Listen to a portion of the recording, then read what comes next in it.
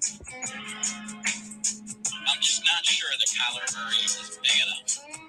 This is Tom Brady. He's not just going to retire. Whitey, big fan of the show. Appreciate I've got Brian Murphy to my left, making sure everything's smooth, crispy, buttery. James Harden is systematically ruining the game of basketball. He's the most overrated player. And there you are, the Chicago Bears with a championship defense. And I'm sure Dancing with the Stars is happy to have Antonio back. If you thought you were going to get Zion, that's your bad. Now listening to Open Season, your host, Billy. Good evening. Welcome to Open Season. I'm your host, Billy Allen. We got Frank, we got Alex, and we're joined by Nick Tordai. Whitey from Queens, he'll be calling in later. But it's all about the KD Sweepstakes. 3 years from the day that they announced they were going to partner up, KD asked for a trade to leave Brooklyn. Kyrie looks like he might be going back to join old pal LeBron. And the Celtics are putting together a couple nice pieces. Everybody said they had to still be aggressive, and they're doing just that. We're talking about everything NBA free agency, giving out some trade grades. Celtics got Malcolm Brogdon. Golden State's adding a couple pieces. The Bruins have a new coach. And Joey Chestnut, you know he piled up another win. No surprises there. As guys, we get into it, and we're talking everything about, just an absolutely monumental trade here with requests from Kevin Durant. And, you've got 20-plus teams that are in on the bidding for it. The hometown team here, the Celtics, they look like a team that could really satisfy everyone's needs, making not only Durant, he needs to make sure that you keep all the stars there. You know that. So, guys, as Kevin Durant announces this trade, as we look to see what happens, where do you see KD going? What do you make of this for his legacy? Who wants to take this? There's a lot to chew on. Well, I'll say I think it's bad for his legacy. This guy is jumping teams at a rate like we've never seen a player of his caliber do before, right? So as far as where he goes, I want to see the Trailblazers, but I guess – we'll see what happens. Why do you say Trailblazers? Well, look, Dame's there. They've got Nurkic. They've got a lot of younger talent that's kind of coming along. KD's a missing piece. I love Dame. I think he's, as far from being a diva as you can be as a starting all-star caliber, MVP potentially caliber point guard in this league. I feel like he deserves it, and I feel like, they would absolutely they do some damage. Frank, did this trade request catch you by surprise? Not at all. Not one bit. The NBA player nowadays is such a terrible version of a pro athlete, and I'm sorry to say that because, I love player empowerment, player movement, mobility, and all that. I don't believe you should have to wait 12 years hoping that your front office can draft you a Robin. You should be able to press a sense of urgency within them. But it's a lot of, the grass is greener. No, it's not in the last, call it 12 years of the association. Yeah, and I think you had a really strong team when those two did play. I was looking at a stat today that I thought was pretty crazy. So, Kyrie and KD, they were together for 3 years. Obviously, KD couldn't play his first year, but Steph and Klay this year played 45 games this year with Klay Thompson only playing half the year, and Kyrie and KD only played 44 games together over those 3 years. It's just crazy. You pay $140 million to both those guys, and you're out $250 million. And you play 44 games. It's got to be the most disappointing thing that I can ever think of, where you put together, whenever you put together this talent, you talk about like an automatic championship. These three, that was supposed to be an automatic championship. It shouldn't matter who else is on the team. They should win. And I just feel like it's such a colossal disappointment.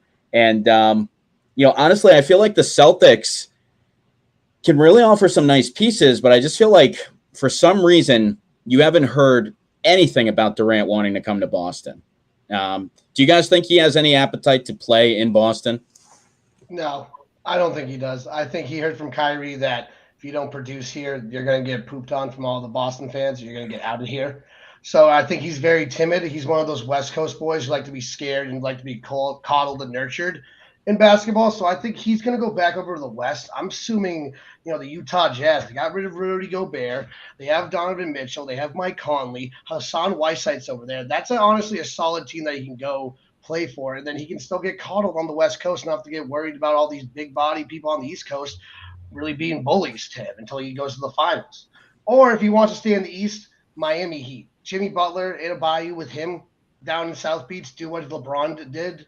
I think he could do that as well. Yeah, go ahead. Neither Durant nor Utah are West Coast. I just really want to. Neither one is West Coast. I know you're saying it's a mentality, but yeah. Also, you said one earlier that I wish you had said just now, because earlier you said Pelicans, which I had never heard and thought was very, very interesting. I'd like to see him here. I don't think he has a lot of interest, but I don't care. I would have traded Jaylen Brown for Anthony Davis for 1 year like 7 years ago. I don't care. I always want the most talented player, and I'm not getting rid of Jason Tatum, but anything short of that. My issue is you won the Brogdon trade going away. You traded like a bus pass and a couple gum wrappers, and that's cool.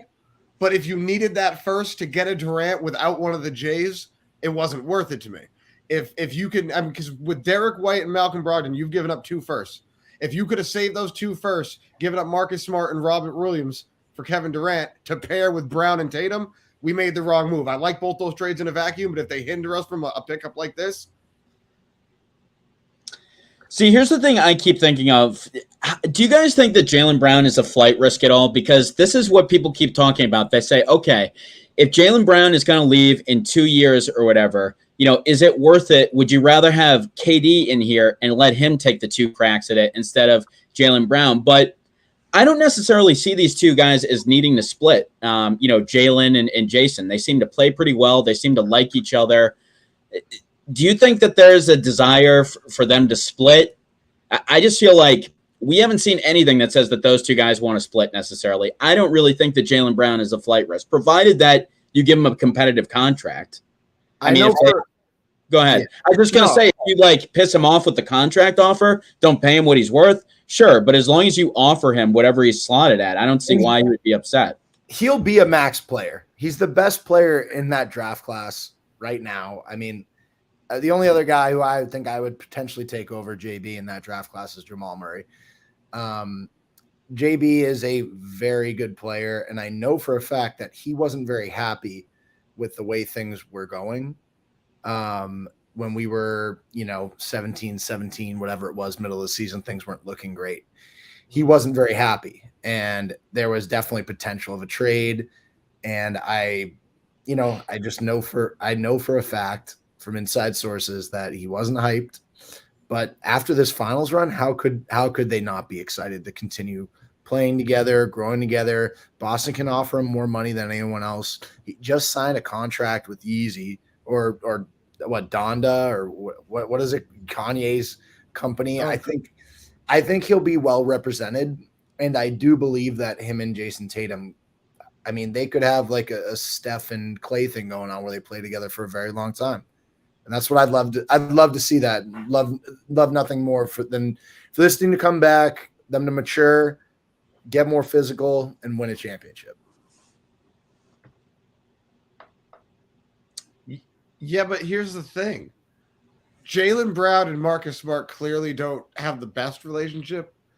And again, I just don't understand why we need to bring the whole band back together. What we have is not good enough. I don't think we beat a healthy Milwaukee team. And we were eventually outlasted and outclassed by Golden State. Frank, you must not have seen the updated title odds. You're not too high on the Brogdon trade, huh?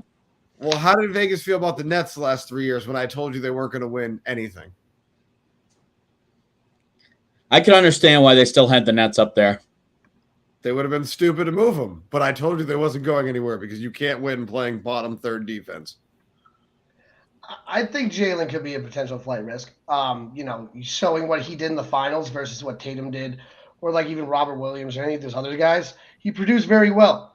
I mean, Shaq left the Lakers, and he didn't win anything, but he ended up Kobe winning a couple more. Just because you have two amazing players doesn't mean you have to keep them together. Like Frank said, the band doesn't have to get back together. Sometimes the band breaks up. You get a new member of the band, and that actually works better. Like it might be better for Jalen maybe to leave after the next 2 years if we don't win one. Because at that point, it's like, well, if I've gone back to back years going to the finals and I'm producing 20 points plus a game, but Tatum's over here still struggling to shoot over 20% in 6 games, like, why would I want to stay here with this guy? Sure, he can ball out there and play during the regular season, but like, actually, Frank was right. A healthy Milwaukee team, I'm scared to game 7 to beat them. They didn't have Middleton. If they had Middleton, I think it's a different story. I think we lose. Yeah, I was scared of Milwaukee too, so we don't have any problems here between all of us because I didn't like I wasn't like if Milwaukee had Middleton, I don't think they would have won that series.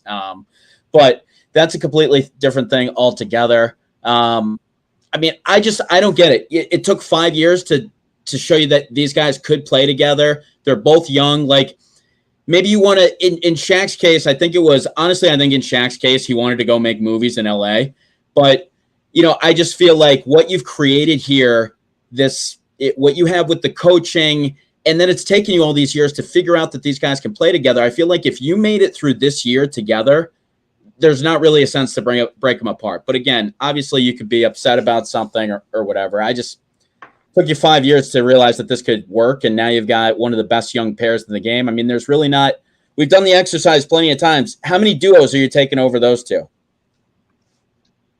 Not many. No. And they're pretty young. I mean, they're 25 too. So yeah, it's tough to find that. Yeah, I think if we had better point guard play or a true enforcer, we could have won that series. I really honestly believe that. Like just someone that was going to stand up to Draymond and actually throw a body into him. You watch what happened. I mean, look, this is a long time ago, but in 1986, right, when the Celtics beat the Lakers, they were down and then they were getting bullied. Next thing you know, like who they clothesline, Kurt Rambis or whoever, and the whole energy shifted. And Draymond was just bullying us, getting in our heads. And honestly, I think that he was truly a big difference in the series. Frank, I know you'll love me saying that. We need a bully or someone to step up from within and become a bully in those situations and not back down. I don't care if you had to put a scrub out there just to throw one punch and get ejected for the finals. It's worth it just to shut Draymond up and like make that statement. They're going to call a foul on Tice anyway. You might as well have him rough somebody up when he's out Tice there. is the perfect guy. Go out there and punch Draymond, Tice. Like what else are you going to do? We were being the bullies though in the post in the first couple games. Like game 1 coming in, we bullied them. We were doing really well. And then now, like you said, I don't know what happened. We just went quiet. Either Robert Williams kept getting hit too much, so he's a little hurt. Al Horford, like we give it to him. He's 35, man's old. He can only do so much playing those games. Like he can't be a bully all the time, but he was killing it. But I think, yeah, if we had like someone come off the bench, like Grant Williams, what he did in the Milwaukee playoff series, like he was on Giannis a lot. He was doing something, just keeping his body there. I'm not saying he did a lockdown amazing defense, but he at least was another body to give Jalen, Tatum, and everyone else like a breather off of that monster. Alex, you said bring an enforcer. Who? Name one guy you think would have fit that role and could have helped us win that series. Just go sign some big thug dude who will punch Draymond. I asked because the enforcer off the bench, you put him in the game, punch Draymond, get out of there. Like he's the enforcer role in basketball doesn't exist anymore. And what a waste of Grant Williams. Grant Williams wouldn't be playing if he couldn't knock down corner threes. No, I'm not on the Grant Williams train. We know that. Yeah, so it's been 4 or 5 days or so since we heard that Kyrie was going to the Lakers.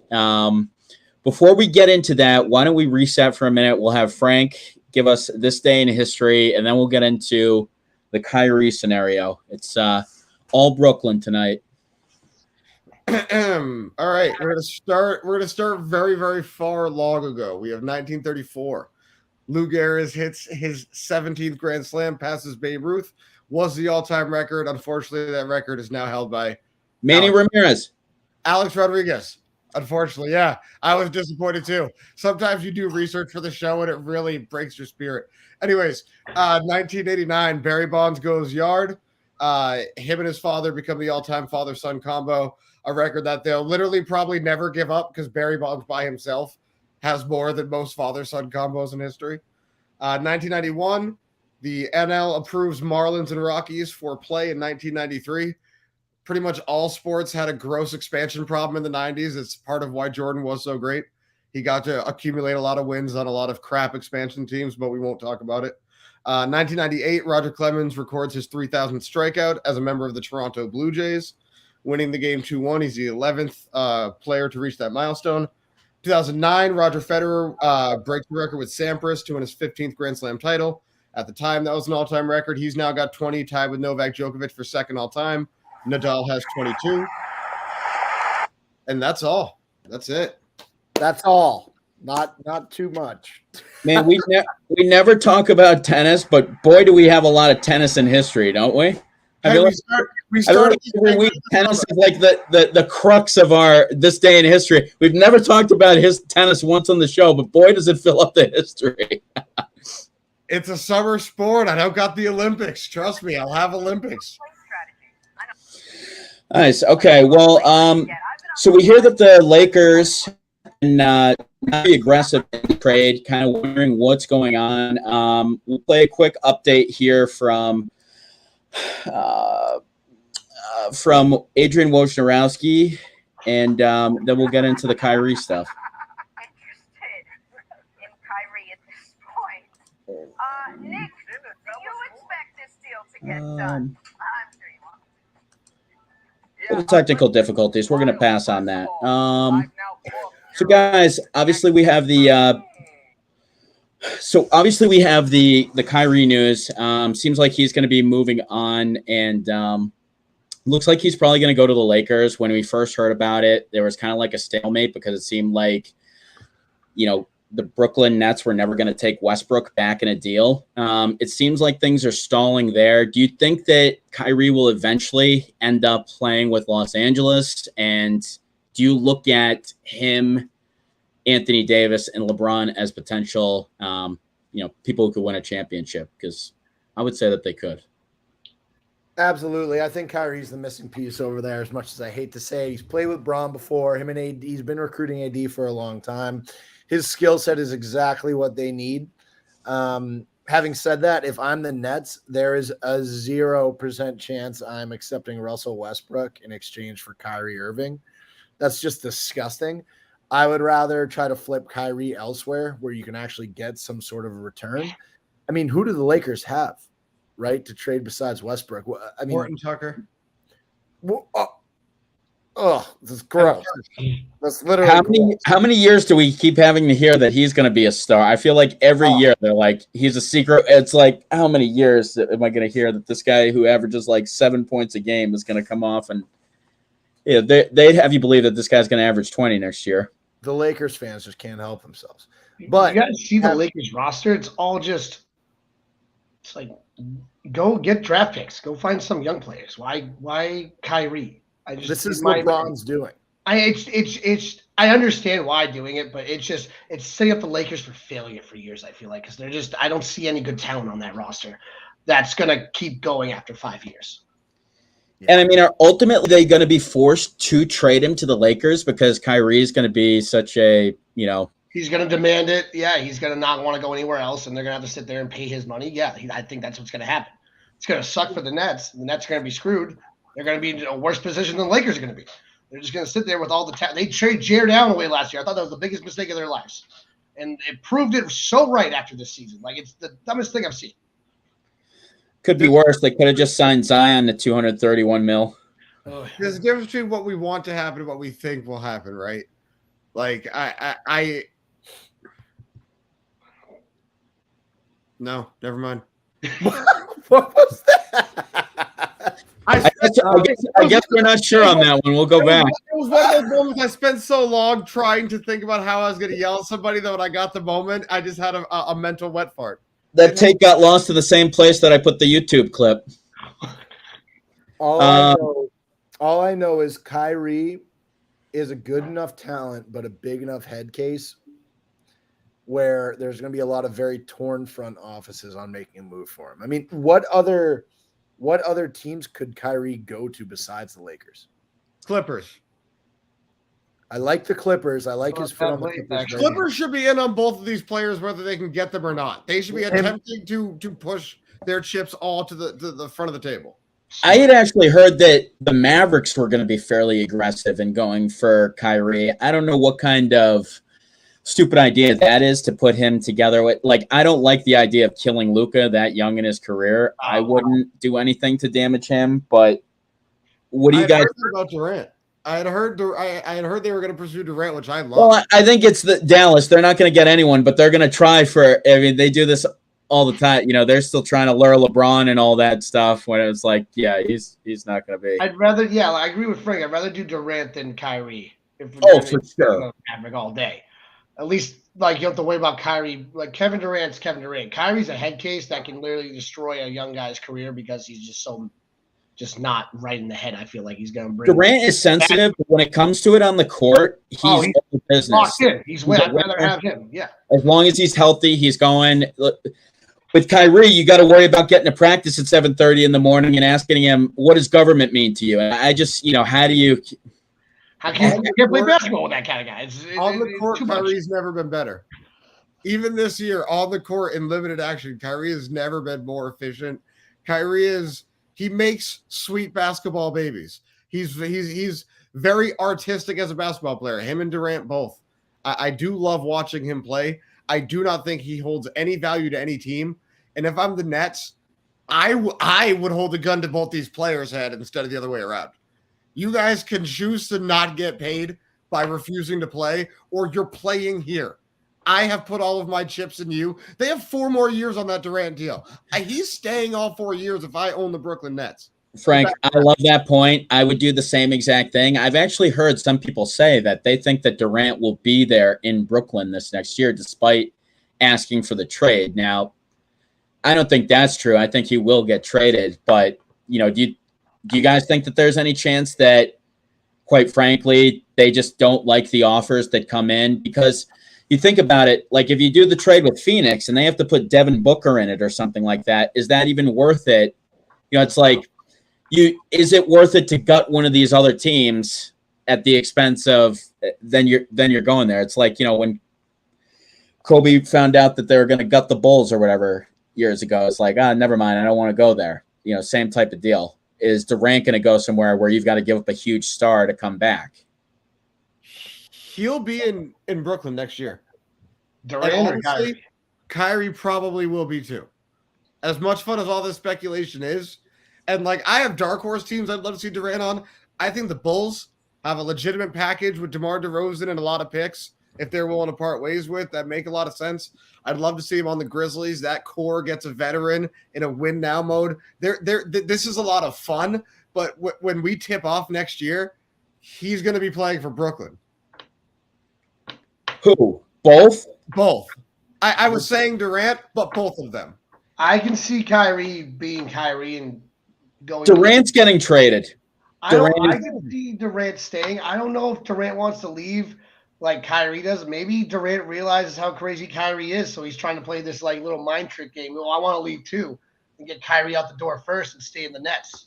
Durant is trying to leverage that team so they keep Kyrie, is how I read that situation. Durant may not have a spine, but he's going to ride with his boys into the end, even if they're leading him down a dark tunnel. Terrible decision. Sometimes you got to know when to cut. Yeah, it's funny, Nick. You were saying earlier that Kyrie probably told Durant that Boston sucks and everything like that. You got to wonder if Durant's looking at that a little bit differently now. Like, Kyrie couldn't handle that.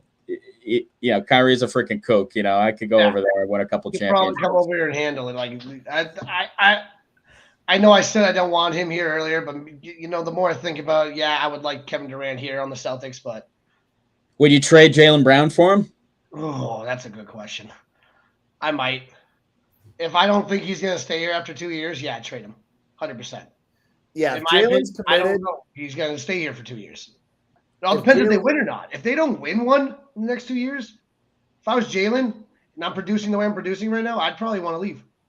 As much as like I'd hate to say it, like I can go get a super max deal somewhere else and make a crap ton of money and start my own team.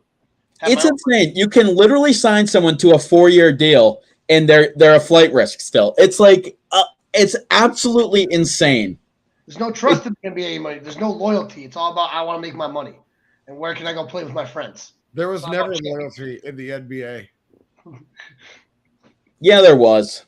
There was a little bit. Like There was loyalty in the '90s. Like compared to today, you used to rot on your team for at least 12 years before you even started thinking about this crap, Frank. Like I don't know. Kareem forced his way out in the 70s.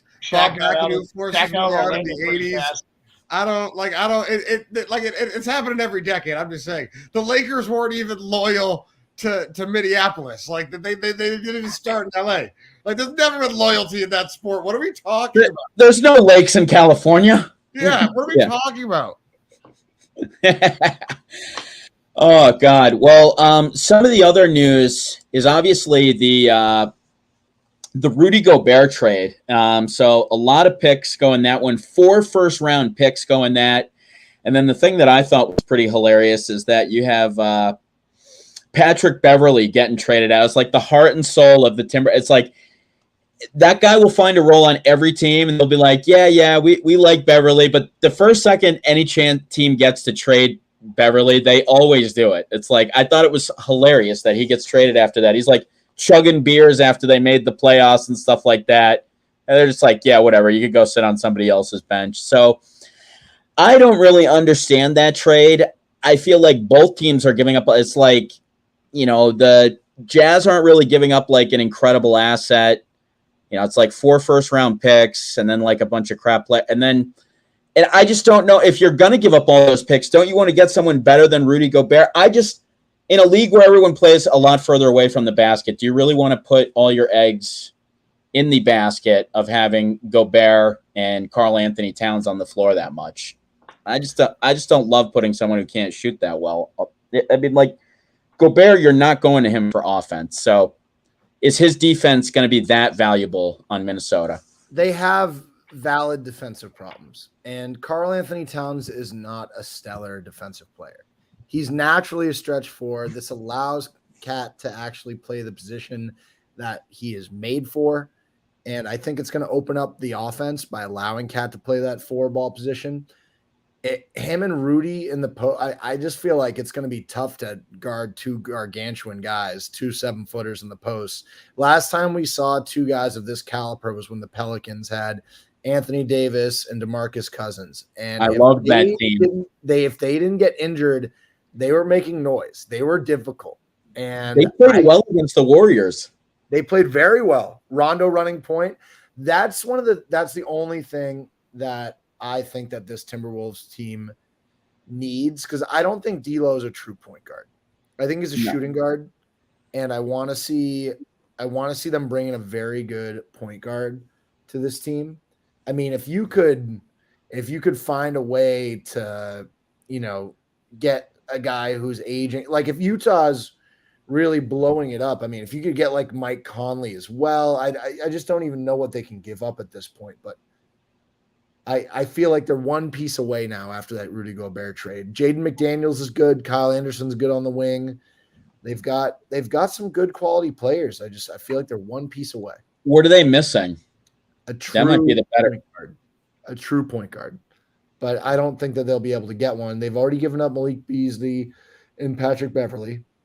So their only trade chips they have left are Torian Prince, Jay Vanderbilt. They have no trade exceptions. So they've got like a bunch of guys that they could package together and get pretty close to like $20 million in salary for someone. I mean, Mike Conley's at 22 mil. If they could find one more stud player and Anthony Edwards progresses quickly, I think this team has a chance. That's what they have to hope for. They have to hope that this trade made them a destination, and now they can help round out some of those edges in free agency. And look, I think it's a rare like lose deal for both teams, in the sense that 4 firsts for and that much money every Thank you. for Thank you. It is a lose deal. Go it's, continue. it's a non-needle mover being moved for a handful of firsts and a lot of money. But if I'm Utah, I'm trading Spida and I'm just taking all of it, because that stuff's not going to work. Donovan Mitchell doesn't quite have the ceiling I thought he did, and Rudy Gobert is an elite defensive player, but he can be played out if your team has the right spacing. We've seen him in select playoff series get played off the court because he doesn't have the lateral quickness. Even though he's a rim protector and he can adjust shots, he's not great laterally. If you stick him in pick and roll defense far away from the basket, Rudy Gobert is not useless, but can be had out there. No, I see where you're coming from, Frank, but I mean, dude, he was averaging a double-double last year, 15 points, 14 rebounds, 2 blocks a game. Like, he had 47 steals. Like, he is a great defensive player, honestly. And I think having Karl-Anthony Towns now was going to help make it easier for him to stay in the post more. Because now instead of that, they can play more zone with those two kind of big men. And Karl-Anthony Towns is kind of a little more vertical and horizontally shiftier than obviously Gobert is. So I think that could actually help him out in the long run. Yeah, I mean, I want to go back to what Alex said. I loved that Pelicans team, and I do think that the team that takes down the Warriors is going to have to be some team like that just has 2 guys that can just – doesn't matter how many threes you're getting. If I just ram it down every single time, that's eventually going to work. I just don't think it's these 2 that could do it. I don't know. I don't like this – I don't like what Minnesota's doing with this combination. Why? Yeah, I know they gave up a little bit more than they should have. I feel like Gobert is a great defensive player, but he is getting older. He's 30. He's got like 4 years left. He just turned 30 too. I would want him to be able to score more. I don't know. I think if they're going to really rely on that, how many buckets do they need? They've got Anthony Edwards, Cat, D'Lo. Jaden McDaniels is looking like he's going to be a pretty good player. What do you average, like 10 points a game? Just under? So this – all right, let's go to this. Is this Timberwolves team – is this core going to win a title? It can if they get one more piece. They have D'Angelo Russell, too, as the point guard, 18 points a game last season. Look, I'm not saying that they can't score. I guess I just don't trust Gobert with all that. I don't know. I don't love it. I would have gotten somebody else rather than Gobert. What would you have rather done with those picks? If you're Minnesota and you've been left at the altar, just holding your Schmenzer in your hand, you weren't good enough for Al Jefferson to re-sign with. The one player you've drafted that was worth it, Kevin Garnett, couldn't leave fast enough. I mean, he stayed for an extra contract, and in his book talked about how he regretted it. I mean, if you're Minnesota, what are you doing? You want to draft Rubio, Flynn, and Roy all in the same, Randy Foye, all within 10 picks for no good reason. Like, bring back Ryan Gomes, the cream of the crop. Remember that Celtics trade in 08. If what else did you want them to do? Because this might be the best player that they could acquire, and they are infinitely better today than they were yesterday. That's why I do it. Were 46 and 36 last year too. They weren't the opposite record. They weren't a bad team. Yeah. So this is just what puts them over the top. I guess just putting all my eggs in the Rudy Gobert basket. I don't like it, but I feel like they had one less. You're saying that they need one more move. I feel like this was the last real move that they had. What other move can they make now? Like I said, on a package deal with Mike Conley and him or something, like instead of doing. Why do we keep talking about Mike Conley? What did he get somewhere? Like what? He played all right last year, so I like. Mike Conley's been mentioned 15 times on this show tonight. What the hell's going on? I'm looking around for older guys that can be had for cheap, right? Like what other point guards are out there that can be had for cheap that are a little bit older? Where did Tyus Jones go? Did he go back with Memphis or what? Can you imagine what Tyus? Yeah, I think he is with Memphis still. Yeah, he might have stayed there or something, but he was like a decent guy that could have been had. That may be. You guys may be right. I mean, probably not, but I I think I'd rather have Gobert for once you 4 hit the first and Lakers. Derek They got White for Isaiah 1. Thomas over there. You can go get Isaiah Thomas for like a notebook or something. I bet. Bring in the king in the fourth to the Timberwolves team. Oh my God! Oh my. Yeah, The- if we the grab fifth- you out the there, fifth- you can bring him back with them. The 5th year of hip rehab is always the best. You know that he's ready to go. I think offensively, IT can come in and give you buckets, but defensively, he's just a liability. He can give you what? One bucket a game? Is that what you want? One bucket? Like, is that what you want? buckets. No, if you He'll gave drop him 20 the points game, he would if score he's the starter. 15. Garbage time points when they're already down by 40. Like, who cares? No. He's got a lot of offensive talent still in the tank after that hip surgery. He just can't move in certain directions nearly as fast. So defensively, he like is a traffic cone. But offensively, if you gave him 20 minutes a night, which no winning NBA team should, but if a team were to do that, he would give you 14, 15 points a night. Still. All right. Carmelo the same. But again, no real team should give him that type of Carmelo averaged what? 23 this year? No, 18 this year. Sorry. 18 points this year, I believe. 18. Nick, why don't you go research that? I think you might be I was looking up the off a tad there. If Melo put up 18 this year, what did Melo put up this year? Like 13, 12? 13.3, yeah. Yeah. Oh, good guess, Billy. That was pretty solid. Yeah. I was surprised you nailed that. 26. I check every other day. No. refresh. Well, let's see. Let's talk about some of the other grades that we have. Let's do some of the free agency things. You know, you're hearing that the Knicks could face some tampering punishment over Jalen Brunson. You know, I said that he was the must-get guy. You've got to tamper for him. You know, it's just funny that the Knicks, you know, potentially getting in tampering, in trouble for tampering. I mean, how long is NBA free agency be going on? These deals get cut at midnight every single year. No one's ever getting in trouble with tampering. Obviously, the Knicks about to get in trouble for tampering here. But the Jalen Brunson signing, just such a Knicks signing, right? Where they overpay for a guy that, I don't know, I just see him coming back down to earth and signs to a 4-year, $104 million deal. We'll have Whitey on to talk a little bit about that. What did you guys think about the Brunson move, and what are some of the other? We'll obviously talk about the Celtics trade, but what are some of the other big free agent signings that you guys have been watching so far? The Knicks can't get out of their own way. They signed Kemba to they trade for Kemba, awful contract. They finally get out from underneath it, good for them, and they go and reinvest that in Jalen Brunson. They signed Joakim Noah to a terrible contract, and then they go and replace that with Randall, who has been a value add. He's not a bad player or anything like that, but he's not a needle mover. And they keep overpaying for non-needle movers. You have the Garden. You're the Knicks. Well, we've got Whitey from Queens on right now to try to move the needle a little bit. Whitey, I'd say the biggest thing to get excited for this year as a Knicks fan is probably Quentin Grimes after some of his summer league play. How excited are you for the? How much did you like the Jalen Brunson move? What do you say about it? How much did I like it? I loved it. And you guys really think they overpaid for him? First of all, he's getting paid as the 15th highest point guard right now. He got $106 million. Anthony Simmons just got $100 million. Like he was not overpaid. In fact, I was really worried that they were going to overpay for him.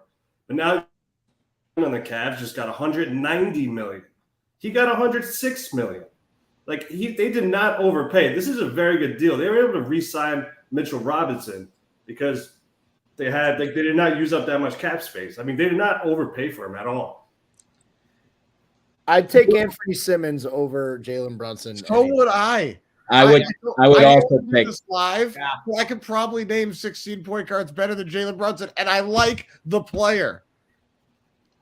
All right. Well, let's take a step back. Let's take a look at the Knicks in general. They haven't had a point guard since Marbury. Do you know?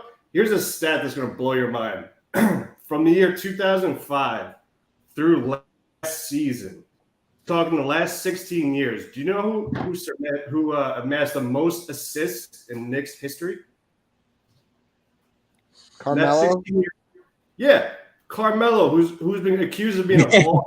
He's not a point guard. He hasn't been on the team in 5 years. He has the most assists out of any Knick over the last 16 years. What does that tell you? We need a point guard.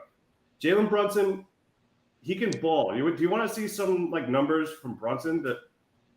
Well, Like, he came off last season 16 points a game with 4.8 assists a game. Like if you're looking for assists, that's not someone you want. You want more, don't you? Thank you, Nick. That's what I was going to say. Like if you want a true point guard, go find someone that's giving you 9, 8. Is Porzingis on that assist list?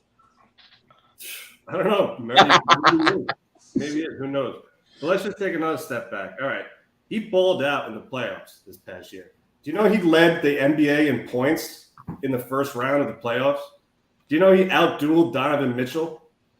Do you realize what he put up? The numbers he put up this past playoffs? No Knick has put up those numbers in any playoffs since Walt Frazier. Well, that's because you guys never make the playoffs. Well, we made the playoffs plenty in the 90s. It's going to hurt average past the first round. 5 and 4 in the playoffs. That is pretty solid.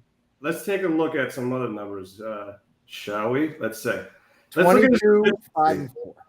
Let's take a look at his efficiency. Since 2020, he shot 51% from the floor, 39% from three-point, 82% from the free throw line. Only 4 players have matched that: Durant, Kawhi, Mikal Bridges, and Cat. So he's an efficient scorer. He's not he doesn't give you a lot of bricks like Marcus Smart. Marcus Smart does give a lot of bricks. I can definitely say that. Marcus Smart bricks. That man shoots from Steph Curry deep, but misses 95% of his shots. He thinks he's so good that I'm going to ramble for 20 minutes. Just let's not get going. I guess it's just like, Whitey, didn't you guys learn about what it's like to sign 6'1" point guards after the Kemba Walker experience? I don't know. I just feel like Jalen Brunson is just like I feel like when he is counted on, is he like your number one option outside of No, he's not even the number one option. He's the number 3 option.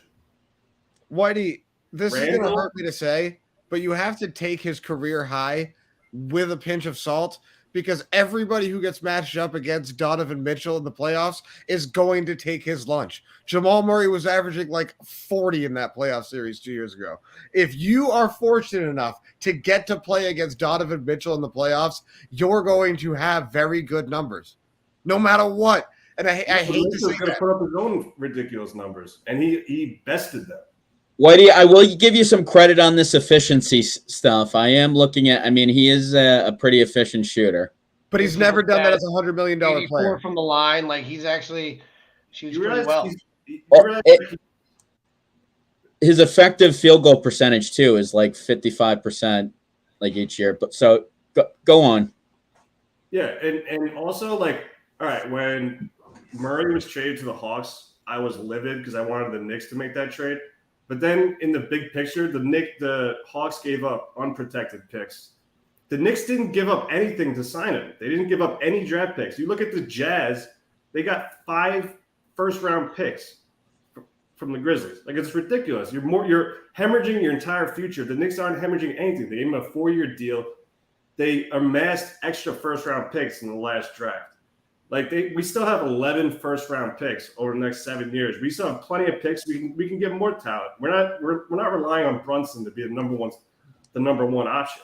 And as I said before, the contract wasn't that crazy. Simmons got just as much. He's the 15th highest paid point guard. I was worried they're going to overpay, and they didn't. You're the Knicks, and for the record, this was always my problem with Danny Ainge. Where are you putting 11 draft picks? It was always my problem when I used to make Maine Red Claw jokes. Where are you putting all 11 draft picks? You don't need that in the NBA. You need 1. And RJ Barrett, I actually really, really like, so I do hope that his ceiling is closer to what I thought it was when he was drafted. RJ is our number one player, dude. He is our go-to. He's our franchise cornerstone. Mitchell. You like Mitchell that much? I like Robinson too, but I don't think he's a number 2 in some big 3. 4 years, $60 million extension. Mitchell's not even going to be the 7th highest scorer. We have a huge bench right now. Like the Brunson thing is really helpful. We have a lot of young talent. Like most of our talent is 25 or younger. And I know it's fun to bash the Knicks over the Knicks. I get it, but this is a good deal. This isn't Kemba Walker, who's 32, who has one functioning knee. This is Jalen Brunson, who hasn't dealt with injuries at all. He's entering. You were excited when you got Kemba, though. Yeah, I was, but I didn't realize he didn't have one knee. Like I tried to tell you. No. Honestly, after listening to what you said, honestly, I mean, I rarely do this, but I do kind of see what you're saying. I don't think it's as bad. Like to not give up any draft capital, I guess, and if this guy sucks or whatever, but I guess he's a little bit, and if he's your number 3 option, he's our number 3, and we haven't had a point guard in 20 years, bro. This is going to be our best point guard. I don't think he's a legit point guard, though. He's not a legit point guard. You still don't have one. Lynn Sanity was the closest thing to a point guard you've had since Marbury, and that would be much better than what you have in Jalen Brunson. Yeah, but the thing is, he's not like the prototypical CP3 where he gets 12 assists. I get that, but what he is, he's an efficient scorer. He's an effective pick and roll player who's going to do wonders with Mitchell Robinson. We also have D Rose coming back. We have he doesn't. We don't need him to be a true facilitator. Like we need buckets. We need people to not brick 31% of their threes like Randall did last year. Whitey, I would argue Derrick Rose, you shouldn't be happy he's coming back. Like I'm the biggest Derrick Rose fan of all time. Ask Frank.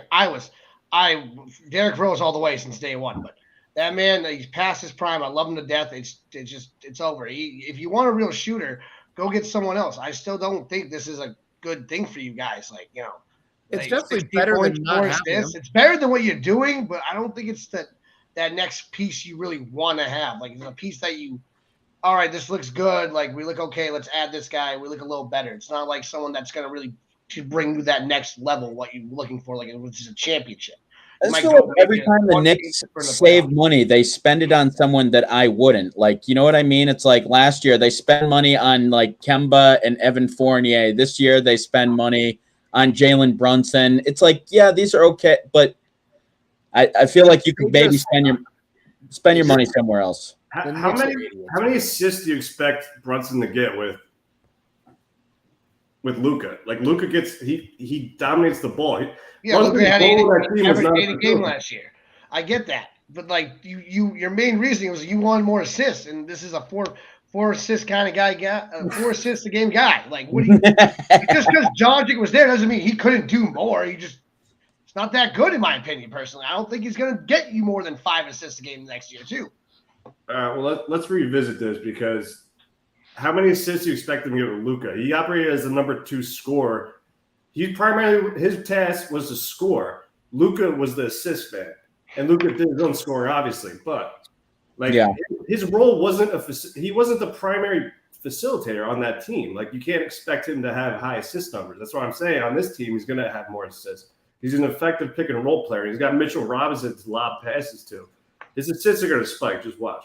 What do you need from him in terms of assists per game? Hold on a minute. That's probably more talk than anybody wants about Jalen Brunson. Before we let you go, Whitey, what do you want to see happen with KD, and what do you think about his legacy with this move? Like, you could maybe argue that, he waited his time in OKC, then he signed in free agency, but it's like now he's forcing trades on places that he agreed to, a couple of years after. What do you think about his legacy? Where do you think he's going to go? He's the softest superstar of all time. He probably has the highest talent, yet he's the most sensitive. Like, I don't know how. Like, you force your trade. You just sign a 4-year extension. You're forcing a trade, and you're only forcing a trade to the teams that finish first in each conference. And this is after what Stephen A. Smith said was the weakest superstar move ever going to the Warriors. So he's just shown like he's not up for the challenge. Like he couldn't handle the challenge of Brooklyn. he had two other superstars with him. They couldn't make it work. Like, I don't know. It's not a good look. He's still one of the best players of all time, but he's just, I don't know, he's soft. I think that he also was, he had two other superstars, but they're both, Harden's a piece of shit and Kyrie's literally batshit crazy. So you've got two guys that are completely like, it's kind of tough. I do agree that was the weakest superstar move ever going to the Warriors. He should have gone to Boston. I think Boston was second, right? Should have gone to Boston or some other team that like just wasn't making runs. Like, come on, man. Like, you're really just going to go jump into the Warriors team. They already won a championship without you. It's just so. Took the easy way. And they beat him. Out. They beat his team and he joined them. Ew. Yeah, that's what he did. Took the easy way out. Is it me or does like KD almost need like someone who's gonna like get all the attention like on the like he needs like a Curry or like he like can't take the most attention on a team like can't be the guy that takes game winning. He needs to have someone like buffer it while he can like focus on other stuff. Like he had it. He had Russell for all of what they didn't get along and they weren't complimentary with. Russ will take that target on his back. Russ do think he's that dude. So he was at the press conferences talking about how great he is, and Durant was able to slide. They were also in Oklahoma City, so he was also able to be under the radar. That was an incredibly weak move, but I don't blame him for this move at all. I don't really care. I don't think that this move hurts his legacy at all. The Golden State move should hurt his legacy, should have always hurt anybody's legacy. This shouldn't really matter. He handpicked his destiny. Hold on, we'll get back to that. Whitey, we'll get you out of here. But where do you think KD's going to go? I think the Suns, just because, like, I think Miami doesn't have a DeAndre Ayton type of level talent to ship out. I mean, it depends what the Nets are looking for. They're looking for legit talent to compete next year, or are they looking for draft picks to just completely rebuild? So it really depends what they're looking to do. But if you're looking to be competitive next year, I think they take the Suns because they can get Ayton, they can get Cameron Johnson, they can still get picks, but they get like a higher level of talent back in the deal. That's what I think. But who knows? I mean, Pat Riley always schemes superstars. He could probably do it against them. Well, hey, I agree with you, and you couldn't do it without a dig at Pat Riley. Appreciate you calling in, Whitey, and we'll catch you next week, man. All right, fellas. Now, Frank, what were you saying just a second ago before I got White off there? I said I don't blame him for this, and this shouldn't hurt his legacy. And you were going to say, but he chose to go here, which, yes, but I'm a fan of what actually happened, not just in a, like, time chamber, not just hyperbolic. The last two playoff series that Kevin Durant has played in, it's not like he was out to lunch. He's his foot being a size 18 away from single-handedly beating Giannis. And, yeah, he had some bad games against the Celtics. He averaged 28 that series. So he's been as good as you need your number one player to be. But he's been playing with the superstars. But so it's not his fault at all by getting talked to by the snake oil salesman out of Golden State. Well, those are two different things, right? Two things could be true. Well, you got to blame him because you want to go play with Kyrie, and he brought that psycho with him to New York, and look what happened. Yeah, he was wrong. I don't think that hurts his legacy because on the court, he's been just as legit. All right. Yeah. Poor decision-making then. Just not having good friends. Frank, that's like if you handpick like your ideal job or something and move everything there and like all that, and then you just like completely just give up. I mean, don't you see? Wait a minute. In that exact scenario, what if you get there and management is the absolute pits and your coworkers are miserable? And yes, it was the dream job in theory, but this is not an environment that's really worth it. I'd rather go make less money anywhere else. That happens too. So yeah, no, in that I shouldn't have turned it into a metaphor. That's where I made the mistake.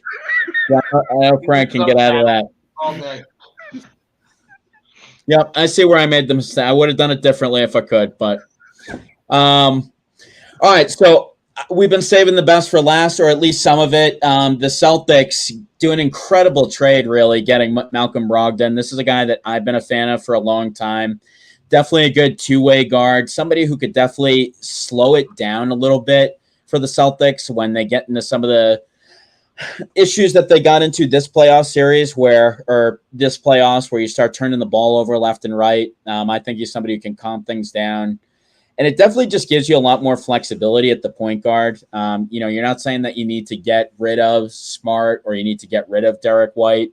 But if somebody starts out hot, if somebody starts out slow, this gives you a little bit more flexibility. I love Malcolm Brogdon. I do think he's going to probably be, it's the whole not who starts, but it's who finishes. What do you guys think it'd be like for Marcus Smart if Malcolm Brogdon finishes the game on the court and Marcus Smart has to watch from the bench? Because I feel like Marcus is somebody who needs his ego massaged. They went out of their way to basically say that Marcus will still be starting. I can already see this causing an issue. Do you guys think it'll be any issue? And what are your thoughts on the Brogdon signing? I think it's a great signing. I think we need a true point guard. I think he's the one for us. Marcus Smart either has to grow up and be a man and deal with that, maybe take a step back in his role to really, if he wants to stay here. If not, if he wants his ego brushed and nurtured, we have to go somewhere else because I think Brogdon's perfect for what we need.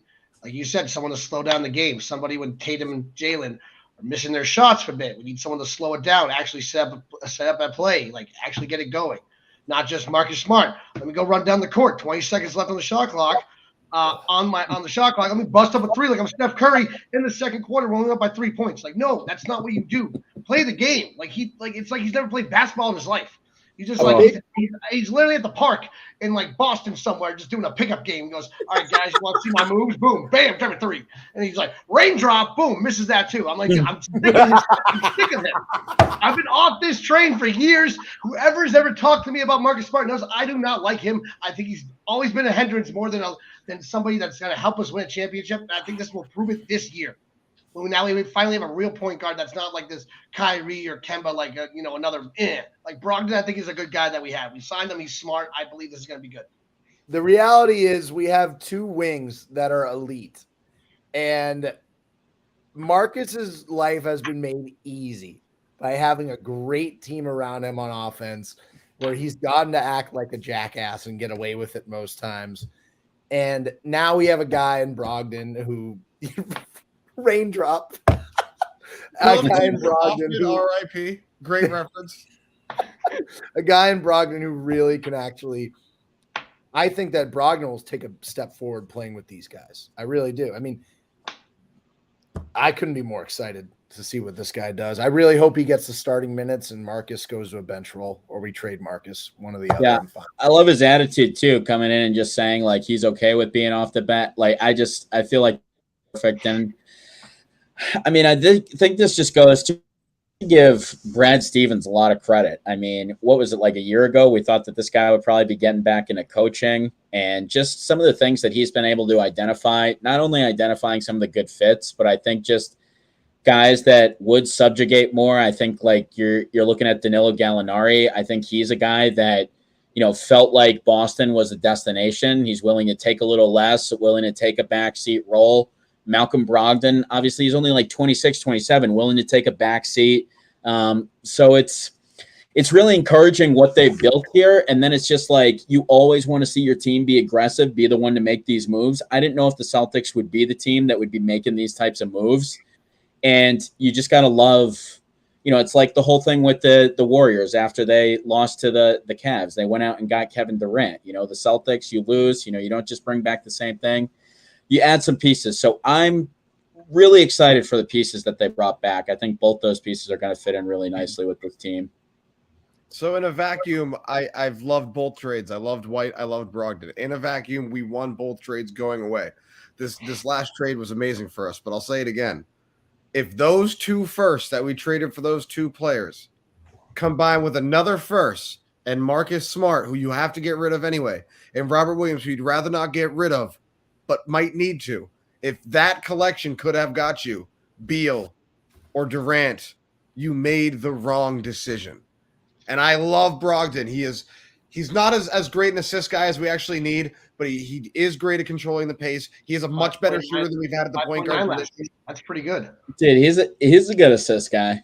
5.9 last year. 19.5 points a game last year. Was he at 7? 5.9 assists. Yeah, I would imagine that that's less than Marcus Smart. So just for context, you know what I mean? I don't think that he's that much better a distributor than Marcus. He's just got everything else. He's just going to be willing to play within the scheme, which Marcus is not. Let's say one thing. Marcus Smart's got all the Tommy points. If those first stop us from getting somebody else a bigger fish, it was the wrong move. Wait, what is going to stop us from getting the bigger fish? What could we have packaged? Having traded those first for Derek White and Malcolm Brogdon, respectively. Oh, got you. Yeah, see, I don't think that were those protected picks though. No, they weren't, right? So I don't think those would necessarily be the picks that you'd need to give up for a bigger fish. Don't you think you'd have to give up something protected for one of the guys? I think it would take something like 3 or 4 total, and now you have 2 less. Oh, okay. No, that's fair. Well, somebody say something else. We can't end the show on me saying that's fair to something Frank said. No, well, hey, appreciate everybody for tuning in. That's some great KD talk. I mean, we'll see. Maybe this is going to go on all summer long. We'll see if anybody's got the pieces it takes to get him. I'm going to say he's going to Phoenix. Alex, are you on as saying he's going to the Blazers? Or that's where you want him to go there, but I think he's probably going to end up in Phoenix. I want him to go to the Blazers, though. Frank, where are you at? I want him here. He's going to be playing in Brooklyn next year. And Nick? Going back to my original one I talked to you earlier about Frank, New Orleans. I love that answer. New Orleans. Gentlemen, we're also 2 weeks away from training camp, so we should be able to diversify talk soon. Beautiful. All right. Well, thanks, everybody, for tuning in. We'll catch you next week. Same time, same place. Take care till then. All right.